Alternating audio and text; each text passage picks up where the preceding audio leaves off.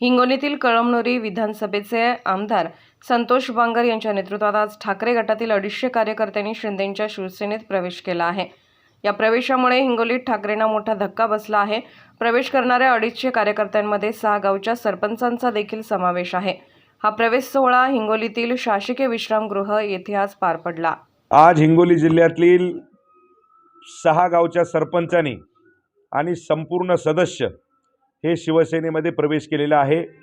मग त्याच्यामध्ये जामगव्हाण असेल, त्याच्यामध्ये वसई असेल, येडूत असेल, पिपळदरी असेल, राजदरी, आमदरी या ठिकाणच्या सर्व संपूर्ण सदस्य आणि सरपंचाचा जाहीरपणे प्रवेश झालेला आहे।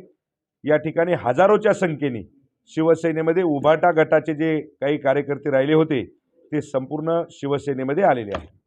आता 2024 ची जी विधानसभा आणि लोकसभा आहे याची कशा पद्धतीने पूर्वतयारी चालू आहे? या ठिकाणी तयारी तर आमची पूर्वीपासूनच चालू असते। शिवसेना आहे त्याच्यामुळे आम्हाला तयारी करण्याची आवश्यकता नाही।